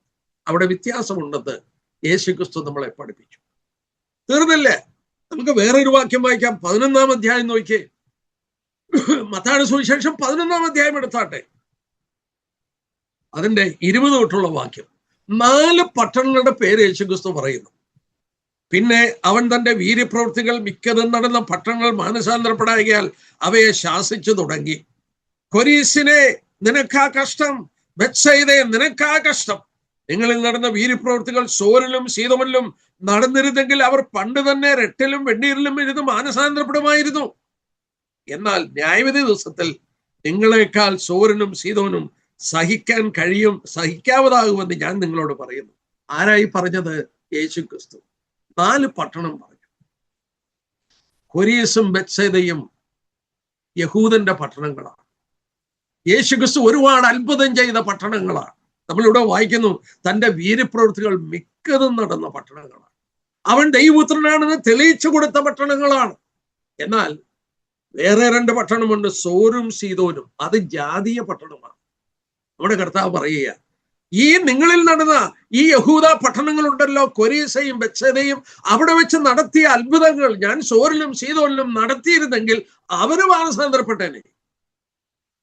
എന്നാൽ കർത്താവ് പറയുകയാണ്, എന്നാൽ ന്യായവിധി ദിവസത്തെങ്കിൽ നിങ്ങളെക്കാട്ടിലധികം അവർക്ക് സഹിക്കാൻ കഴിയും. എന്ന് പറഞ്ഞാൽ അധികം വെളിച്ചം കൊടുത്ത ഈ 2 പട്ടണങ്ങൾക്ക് വരുന്ന ന്യായവിധി സോരനും സീദോനും വരുന്നതിനെക്കാട്ടിൽ ഭയങ്കര ന്യായവിധിയായി. ന്യായവിധിയിൽ വ്യത്യാസമുണ്ടെന്ന് യേശുക്രിസ്തു പഠിപ്പിച്ചു. നമുക്ക് ഓടിച്ചു പോകാം, പെട്ടെന്ന് പോകാം. അതാണ് ഇവിടെ വായിച്ചത്. പുസ്തകങ്ങളിൽ എഴുതിയിരുന്നതിനൊത്തവണ്ണം മരിച്ചവർക്ക് അവരുടെ പ്രവൃത്തികൾക്കടുത്ത് ന്യായവിധി ഉണ്ടായി. ഏറ്റവും വലിയ ന്യായവിധി സുവിശേഷം തിരസ്കരിക്കുന്നവർക്കാണ്. അങ്ങനെയാണെങ്കിലേ ഞാനൊന്ന് പറഞ്ഞോട്ടെ, കേരളത്തിലുള്ളവരുടെ സ്ഥിതി എങ്ങനെയായിരിക്കും? ഞാൻ വിശ്വസിക്കുന്നു ന്യായവിധി വരുമ്പോൾ രക്ഷിക്കപ്പെടാത്ത കേരളത്തിലുള്ളവർക്കായിരിക്കും ഏറ്റവും വലിയ ശിക്ഷ. എന്താ അങ്ങനെ പറയുന്നത്? ആരോ പറഞ്ഞു കുമ്മനാട്ട് ഒക്കെ കരിയിലയുടെ അടി നോക്കിയാലും സുവിശേഷമുണ്ട്. അതുപോലെ സുവിശേഷം പ്രസംഗിച്ച സ്ഥലങ്ങളാണ് ഇവിടെയൊക്കെ. അവരെ തിരസ്കരിച്ചെങ്കിൽ അവരുടെ ന്യായവിധി ഭയങ്കരമായിരിക്കും. സോദോം ഗോമോറായ്ക്ക് സഹിക്കാൻ കഴിയും അവരെ കാട്ടിൽ.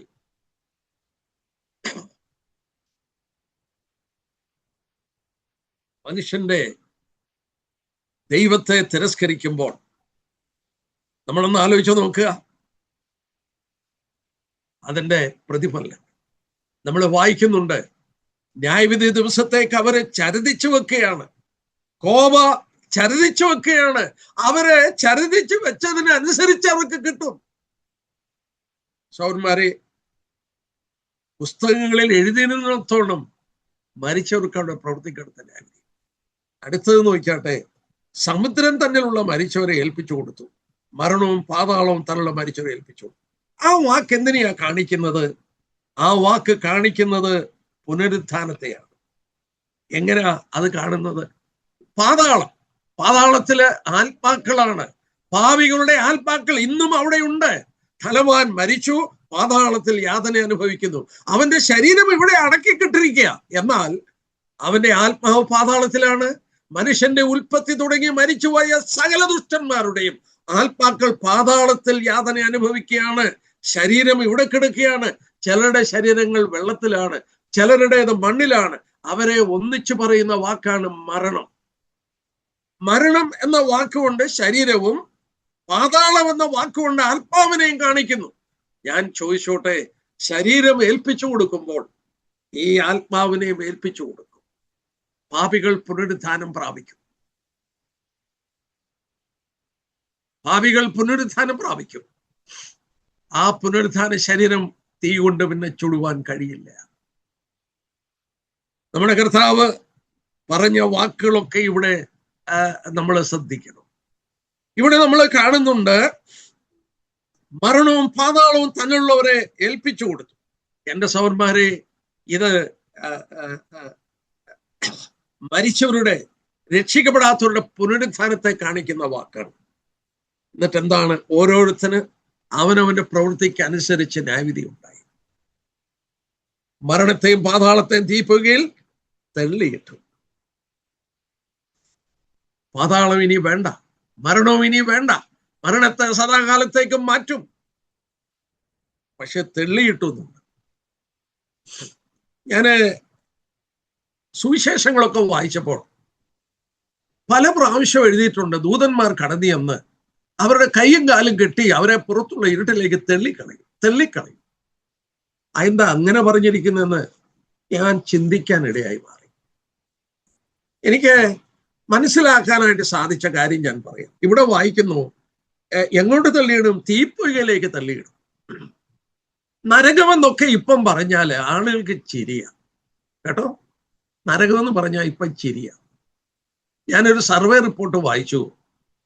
37% സ്കോട്ടിഷ് പുരോഹിതന്മാർ ഇപ്പോഴും വിശ്വസിക്കുന്നു നരകമുണ്ടെന്ന്. ഒരു അതിശയോക്തിയായിട്ട് പറഞ്ഞിരിക്കുന്നതാണ് സർവേ റിപ്പോർട്ട്. 37% സ്കോട്ടിഷ് പ്രീസ്റ്റുകൾ ഇപ്പോഴും വിശ്വസിക്കുന്നു നരകമുണ്ടെന്ന്. എന്ന് പറഞ്ഞാൽ ബാക്കിയുള്ളവർ വിശ്വസിക്കുന്നേ ഇല്ല. 37% വിശ്വസിക്കുന്നു ഇപ്പോഴും. എന്ന് പറഞ്ഞാൽ അതൊരു അസാധാരണ കാര്യം. നരകം എന്ന് പറഞ്ഞാൽ ചെറുപ്പക്കാര് പരിഹസിക്കും. ഒരു ചെറുപ്പക്കാരൻ എന്നോട് പറഞ്ഞു, ഞാൻ ഈ കാര്യങ്ങളൊക്കെ പറഞ്ഞപ്പോൾ ഒരു ചെറുപ്പക്കാരൻ എന്നോട് പറഞ്ഞു, ഞാൻ നരകത്തിൽ 10 ഏക്കർ മേടിച്ചിട്ടുണ്ടെന്ന്. കേട്ടോ? പക്ഷെ ഞാനൊരു കാര്യം പറയാം. ഇന്ന് നരകം എന്ന് പറഞ്ഞാൽ പരിഹസിക്കുന്ന മനുഷ്യരുണ്ടല്ലോ. ആ ന്യായവിധിയുടെ ദിവസം കർത്താവിന്റെ മുന്നിൽ നിന്ന് ആ ഫൈനൽ വെർഡിക്റ്റ്, ശപിക്കപ്പെട്ടവരെ എന്നെ വിട്ട് പോകുവീൻ എന്നുള്ള വാക്ക്, അവരെ അവിടെ നിന്ന് പോകുവാൻ കൽപ്പന കൊടുക്കുമ്പോൾ അവര് പോകത്തില്ല. പിന്നെ അവർ എന്നോയും ഈ അവരുടെ മുന്നിൽ തീച്ചൂള കാണും. ആ തീച്ചൂള കാണുമ്പോൾ അവർ കർത്താവിന്റെ കാൽക്കൽ കമന്ന് വീണ് കരയും, ഞങ്ങളെ അങ്ങോട്ട് വിടരുത്, രക്ഷിക്കണേ എന്നും പറഞ്ഞ് കരയും. കരയുമ്പോൾ ദൂതന്മാരുടെ ശുശ്രൂഷയാണ്. ചിലരുടെ കൈയും കാലും ഒക്കെ കെട്ടിട്ടെടുത്തെറിയും, ചിലരെ തെള്ളിക്കളയും. അവരൊരിക്കലും സലാം, ഞാൻ നരകത്തിൽ പൊയ്ക്കോളാം എന്നും പറഞ്ഞ് ആരും പോകത്തില്ല. അവരെ തെള്ളിയിടുകയാണ്. ഈ തീപ്പൊയ്ക ഈ പുസ്തകത്തിൽ പേരെഴുതി കാണാത്ത ഏവനെയും തെള്ളിയിടും. സൗര്യമാരെ, എന്നെ കേൾക്കുന്ന പ്രിയപ്പെട്ടവരെ, ഒരു കാര്യം ഞാൻ ഓർപ്പിക്കട്ടെ. ഞാൻ സ്വർഗവും നരകത്തെക്കുറിച്ച് പഠിക്കാനും പ്രസംഗിപ്പാനും എഴുതാനും ഒക്കെ ദൈവം എന്നെ സഹായിക്കും. ഞാൻ അത് പഠിച്ചുകൊണ്ടിരുന്നപ്പോഴാണ് ഒരു കാര്യം മനസ്സിലായി. ഇവിടെ പറയുന്ന തീപ്പൊയ്ക എന്ന് പറയുന്ന വാക്കുണ്ടല്ലോ, അത് ബൈബിളിൽ പുതിയ നിയമത്തിൽ 12 പ്രാവശ്യം ഉപയോഗിച്ചിട്ടുണ്ട്. തീപ്പൊയ്ക എന്ന് 12 പ്രാവശ്യം. അതിന്റെ പേരാണ് ഗ്രീക്കിൽ ഗീഹന്ന എന്നുള്ള വാക്ക് 12 പ്രാവശ്യമേ പുതിയ നിയമത്തിലുള്ളൂ. ഈ 12 പ്രാവശ്യത്തിൽ 11 പ്രാവശ്യവും യേശുക്രിസ്തു പറഞ്ഞതാണ്. ഒരു പ്രാവശ്യം മാത്രം യാക്കോബ് 3:6 നരകത്താൽ അതിന് തീ പിടിക്കും. യാക്കോബ് 3:6 മാത്രമേ ഉള്ളൂ കർത്താവ് പറയാതെ രേഖപ്പെടുത്തിയിരിക്കുന്നത്. ബാക്കി 12 പ്രാവശ്യം പറഞ്ഞതിൽ പുതിയ നിയമത്തിൽ കാണുന്നതിൽ 11 പ്രാവശ്യം കർത്താവാ പറഞ്ഞു. അതെന്താ കാരണം? യേശുക്രിസ്തുവാണ് സ്വർഗത്തിൽ നിന്ന് ഇറങ്ങി വന്നത്. യേശുക്രിസ്തുവാണ് ഈ പാതാളത്തെയും നരകത്തെയും സ്വർഗത്തെയൊക്കെ നിർമ്മിച്ചത്. തിരുവചനത്തിൽ വായിക്കുന്നു, ദൃശ്യമായതും അദൃശ്യമായതും ഒക്കെ സൃഷ്ടിച്ചത് അവനാണ്. സാത്താനും അവന്റെ ദൂതന്മാർക്കും ഒരുക്കിയിരിക്കുന്ന നിത്യാഗ്നി. സൗരന്മാരെ, അതിന്റെ ഭീകരത്വം കർത്താവിന് അറിയാം. അതുകൊണ്ട് കർത്താവ് പറഞ്ഞു, നിനക്ക് തടസ്സമായിട്ട് എന്ത് നിൽക്കുന്നു? നിന്റെ കൈയാണോ ആ ജീവനിൽ പോകാൻ തടസ്സം? ആ കൈയാണോ? നീ അതിനെ വെട്ടിയും കളയുക. നീ 2 കൈയുള്ളവനായി നിത്യനരകത്തിൽ പോകുന്നതിനെക്കാട്ടിൽ 1 കൈയുള്ളവനായി നീ ജീവനിൽ കിടക്കുന്നതാണ് നല്ലത്.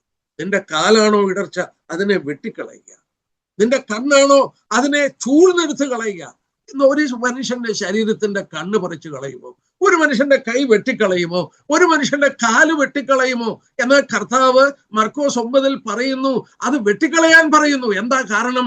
നരകത്തിന്റെ വേദന ഭയാനകമാണ്. അത് നിത്യനരകമാണ്. ഒരിക്കലും വിടുതലുള്ള ഇടമല്ല. അവിടെ എക്സിറ്റ് എന്നൊരു വാക്കില്ല.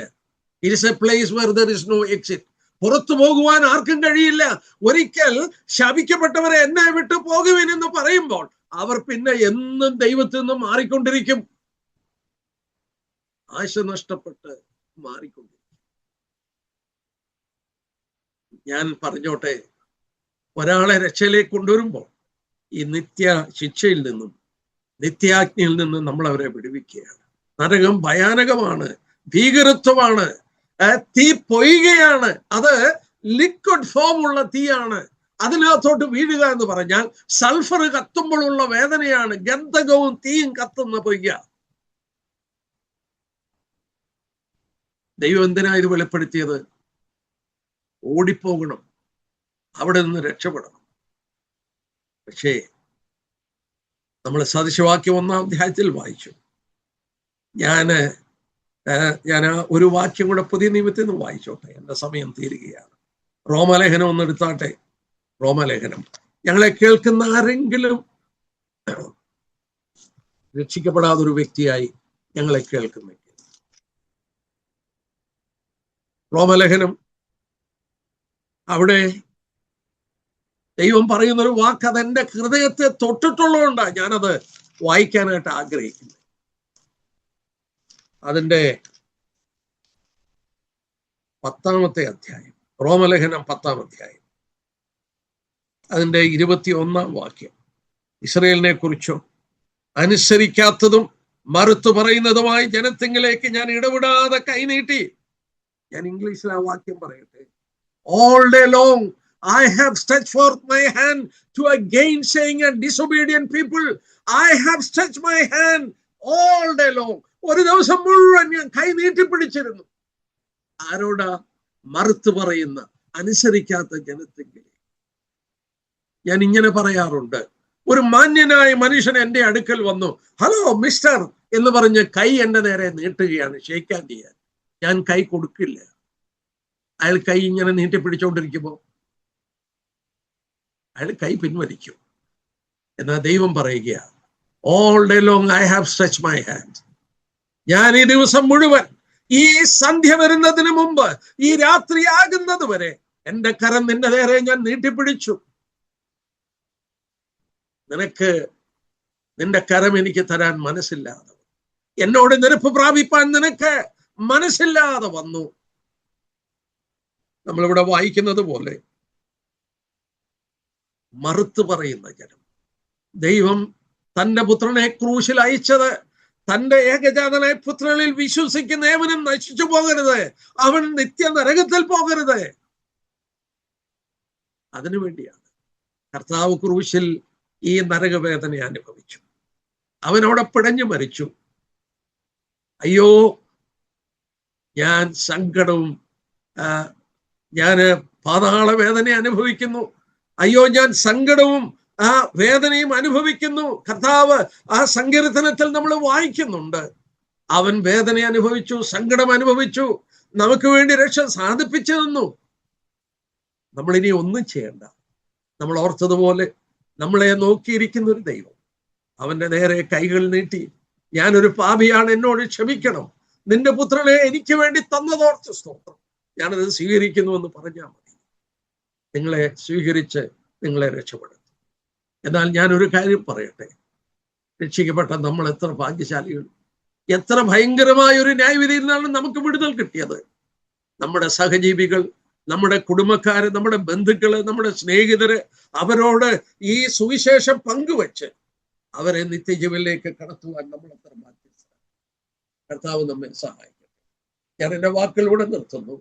ദൈവം നിങ്ങളെ അനുഗ്രഹിക്കട്ടെ. ദൈവം നിങ്ങളോട് ഇടപെടട്ടെ. ഇത് കൂടുതൽ മനസ്സിലാക്കാൻ ദൈവം ഇടയാക്കട്ടെ. മഹത്വം എല്ലാ കർത്താവിന്റെ പാദത്തിൽ അർപ്പിക്കുന്നു. നിങ്ങൾക്ക് എൻ്റെ നന്ദി അറിയിച്ചുകൊണ്ട് എൻ്റെ വാക്കുകളെ നിർത്തുന്നു. ആമേൻ. സ്തോത്രം.